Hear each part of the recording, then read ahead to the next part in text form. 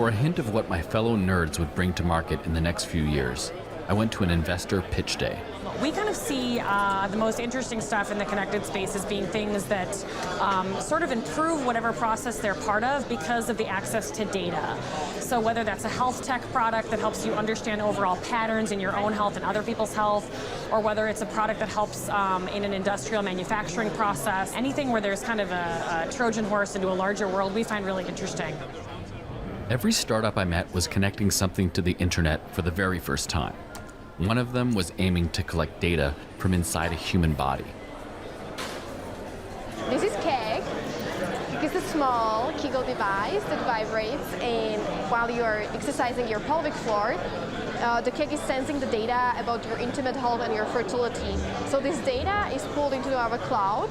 You get a fertility result, but you also can export it and connect to the fertility specialist. It's very cool Fitbit for your vagina. Hold on. Has a line been crossed here? Should the human body be off limits to the internet? Christina's startup is certainly pushing these boundaries, along with a steady stream of wearables, implants, and other devices joining the Internet of Things.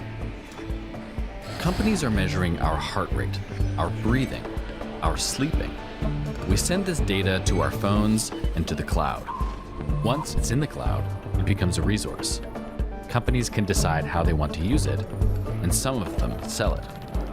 Data broker is a huge industry in the United States, gathering all this information and then selling it. Traditionally, it's been used for marketing and advertising, but now it's being used more and more in the healthcare space and in the health insurance space. They are ranking you and scoring you based on their algorithm's definition of whether or not your lifestyle leads to healthy habits or unhealthy habits. You know, if a woman buys plus-size clothing online, they predict that she's more overweight and more likely to be depressed, therefore more likely to have high healthcare costs. That could lead to people paying higher rates. There's a proliferation of devices, you know, that can track our health information, but the technology has moved beyond where the law is to actually put protections in place for consumers. And so the data can be used in a lot of ways that people would never even imagine that it would be used.